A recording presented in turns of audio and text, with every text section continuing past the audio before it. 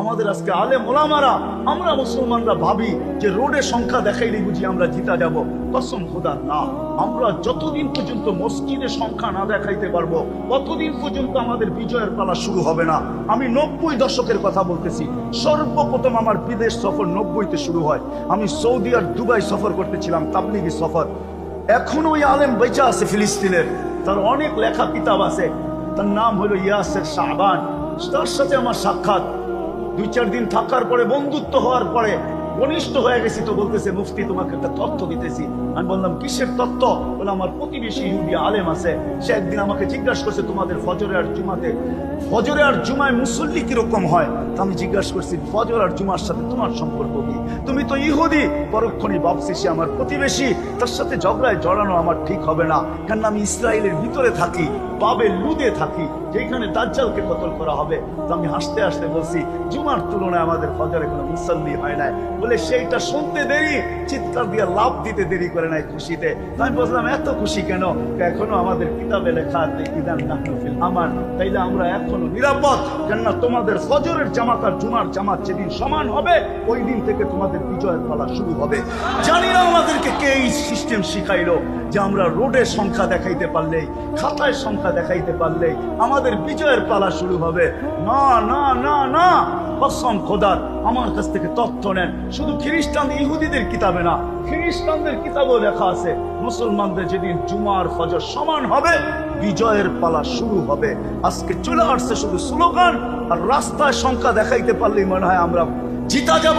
না না না না, আমরা তো জিতবো যেদিন মসজিদে সংখ্যা দেখাই। নবীজি এখনো কবরে পুরা উম্মতের জন্য এক এক দেশের উম্মতের জন্য কাঁদেন। আমি আনতে পারি পুরা জামাত, এখানে পুরা জামার স্বপ্নে দেখছি ইয়া রাসূলুল্লাহ, কাঁদেন কেন? বলছে, আমি বাংলাদেশের সাদা সিধা সরল সহজ উম্মতের জন্য চোখের পানি ঝরাইতেছি। আমার বাংলাদেশের উম্মত বড় সাদা সিধা, বড় সরল সহজ। হাওয়া যেদিকে দেখে ওই দিকে দৌড়াইতে শুরু করে, যে যেরকম ভাবে পারে আমার উম্মতের ঈমান ছিনায় নিয়ে যাইতেছে। আমরা সাদা সিধাই, কেননা বাংলাদেশে ইসলামও আসছে সাহাবায়ে কেরামের চেহারা দেখা। বাংলাদেশে যুদ্ধের বিনিময়ে ইসলাম আসে নাই, বাংলাদেশে সাহাবাদের চেহারা দেখে ইসলাম আসছে। যদি বিশ্বাস না হয় ইতিহাস উঠান, আমি নাম সহ বলতে পারি। আল্লাহ রসুল হিজরত করেন নাই, এখনো মক্কায় বসা। তখন বাংলাদেশে 4 সাহাবী আসছে, আবু ওয়াক্কাস, ওহাব ইবনে মালিক, কাসিম ইবনে হুযায়ফা, উরওয়া ইবনে সাসা। এই 4 সাহাবীর জামাত দেখা বাংলাদেশের মানুষ দলে দলে মুসলমান হয়েছেন। এইখান থেকে 2 সাহাবী চীনে চলে গেছেন, আবু ওয়াক্কাস, ওহাব ইবনে মালিক। ইতিহাসবিদরা বলে এখনো 2 সাহাবী বাংলার জমিনের নিচে ঘুমায় আছে। কিয়ামতের দিন উঠবে আর আমাদেরকে সাথে নিয়ে আল্লাহর রাসূলের সাথে ইনশাআল্লাহ মিলবে। বাংলাদেশের মানুষ সাদা সিধা সরল সহজ। বাংলাদেশের মানুষ হায় হায় শাহজালালকে দেখা মুসলমান হয়ে গেছে, 12 আউলিয়াকে দেখা মুসলমান হয়ে গেছে। নারায়ণগঞ্জের মানুষ আবু তায়ামা রহমতুল্লাহ আলাইহিকে দেখা সোনারগাঁয়ে যার মাদ্রাসা আছে 1268 সনে, যেখানে তিনি হাদিসের দর্শ দিছেন, যে সোনারগাঁর সম্পর্ক 1268 সনে মদিনা মুনাওয়ারার সাথে ছিল। ওনার মাদ্রাসা শুরু হয়েছে দাওরাতুল হাদিস থেকে, নিচের দিকে পড়ে আসছে। উনি নিচের থেকে শুরু করেন নাই, উনি বুখারী থেকে শুরু করছে। আবু তায়ামা রহমতুল্লাহ আলাইহি সোনারগাঁ থেকে মদিনা মুনাওয়ারা পর্যন্ত ওই নূরের লকির ছিল। যখন হাদিস পড়াইতেন তো ডাইরেক্ট মদিনার সাথে যে কানেক্টেড। 1268 সনে, আজ থেকে 800 বছর আগে আল্লাহ রসুল আসছেন আমাদেরকে ওই দিন শিখাই। আসেন, যদি সুখে থাকতে চাই, চির শান্তির জায়গা যদি নিতে চাই। খুঁটি আমাদের বড় মজবুত, খুঁটি আমাদের বড় মজবুত, খোলার সময় নাই। খুঁটি আমাদের বড় মজবুত। আল্লাহ রসুলই বলছে, আনতা রব্বুল কারীম আনা নবিয়্যুর রহিম। আপনি রব্বে করিম আগে, আমি নবী রহিম নিচে। কাইফা তুদাইয়ু হাদিল উম্মাহ বাইনাল কারীমি ওয়ার রহিম। দুইয়ের মাঝে উম্মত জাহান্নামে চলে যাবে, আমি আমার মনকে বুঝাইতে পারবো না, আমি আমার মনকে বুঝাইতে পারবো না। কেননা আমি হারিসুন বিল মুমিনিন মুমিনিন, আমি রউফ ও আমি রহিম। আমার মন মানবে না আমার উম্মত জাহান্নামে কিভাবে চলে যাবে। তো আল্লাহ বলছে, বন্ধু লা ইউখসিকা ফি উম্মতি, আমি উম্মতের ব্যাপারে আপনাকে লজ্জিত করব না। আমি একটু আগেও বলছি, এখনো বলতেছি, কোরআনের এক জায়গা এক হাদিস আমাকে বুঝায়। আপনি এটা ভাইবেন না আল্লাহর রসুলকে জান্নাত দিবে আর উনি ছুটা যায় জান্নাতের নেয়ামতে ডুবা যাবে।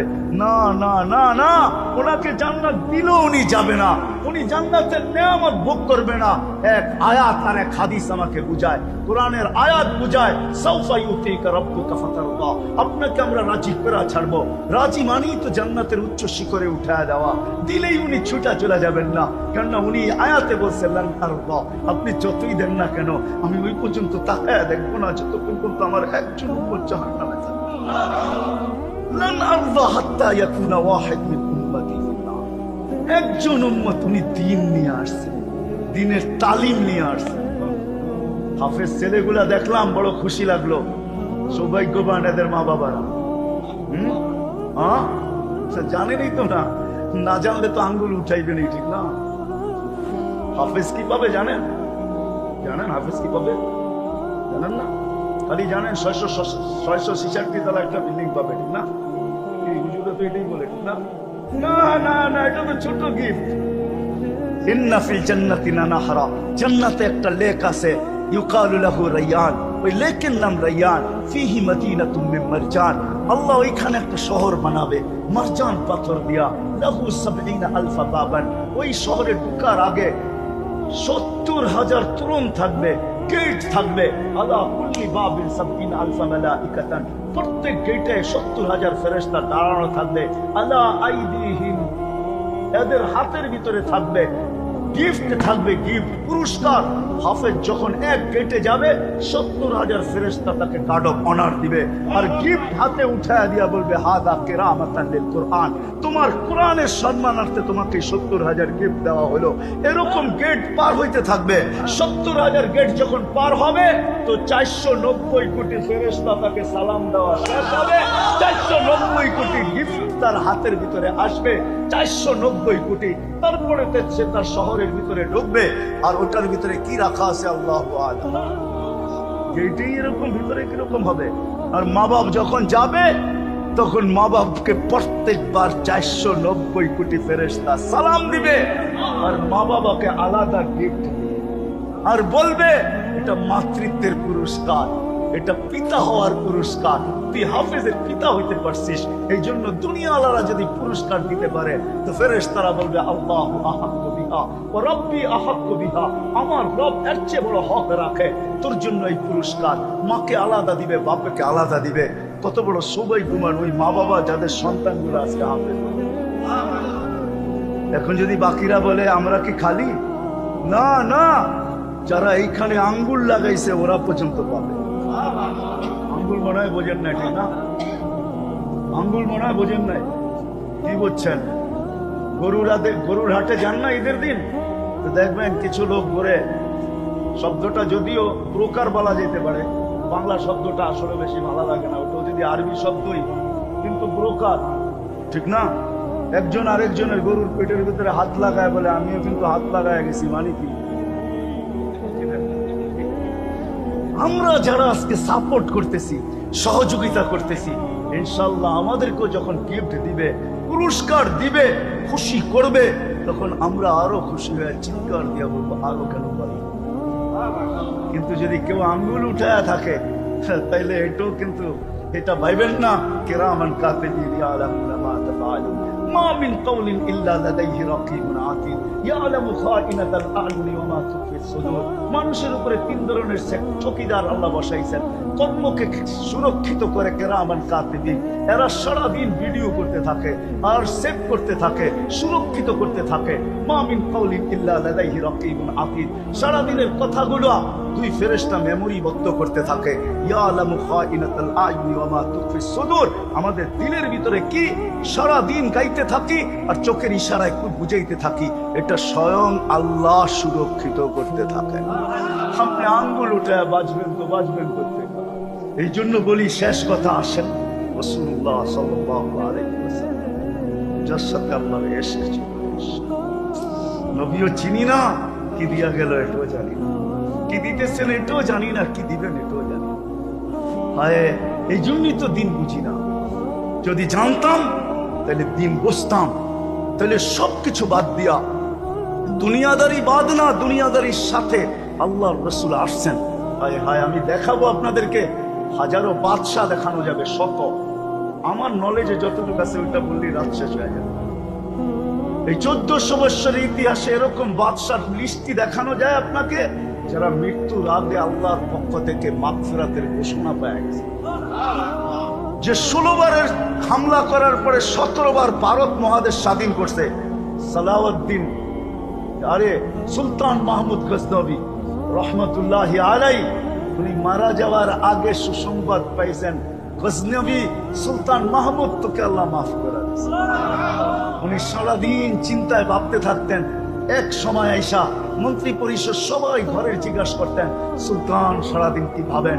বলে, ওই প্রশ্নের জবাব তোমাদের কাছে নাই, আমি প্রশ্ন শুনায় লাভ হবে কি? আমার প্রশ্ন আমার দিলেই আছে, কিন্তু তোমাদেরকে শুনাইলে কোনো লাভ হবে না, তোমরা কোনো সমাধান দিতে পারবে না, বিদায় আমাকে ভাবতে দাও, এটাই তোমাদের জন্য ভালো হবে।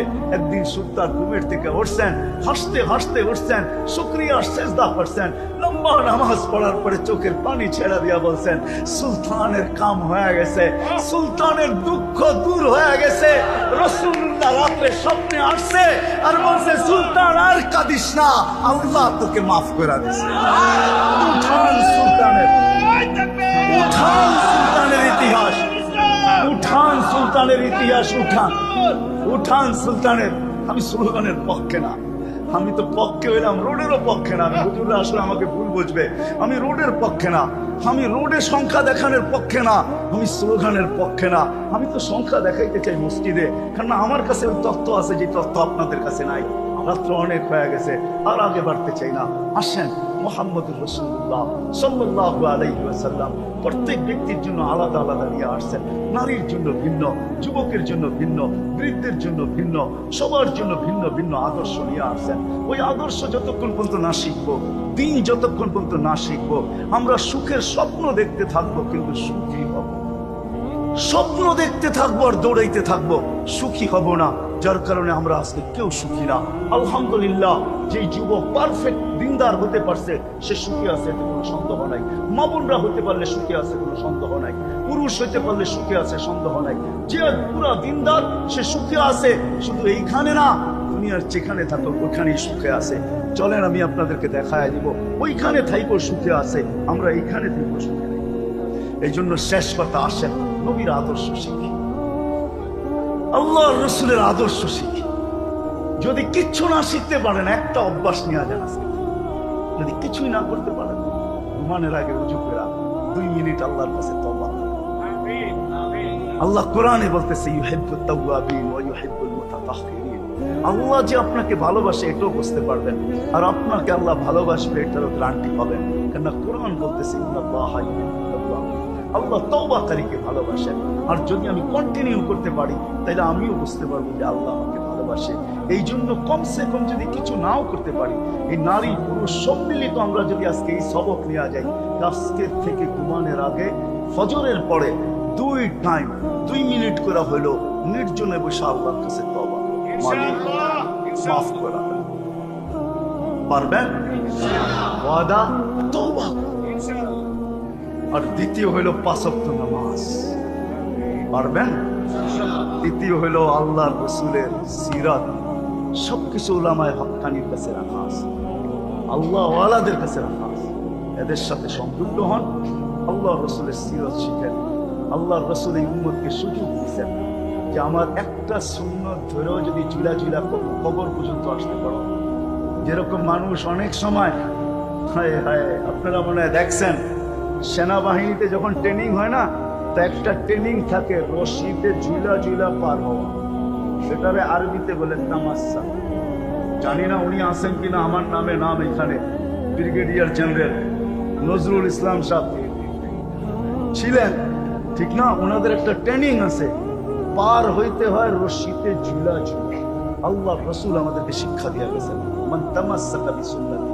এটাই হলো ওইটার তর্জমা, যে একটা সুন্নত ধরেও যদি তুমি চলতে চলতে কবর পর্যন্ত আসতে পারো, ওই সময় ওই সময়টাই এখন চলতেছে ফিতনার সময়, যেখানে মুসলমানদের ঘরে আল্লাহ রাসূলের সুন্নাত দীক্ষিত, অবহেলিত, লাঞ্ছিত, ঘৃণিত, দীক্ষিত, আরো অনেক শব্দ বলা যায়।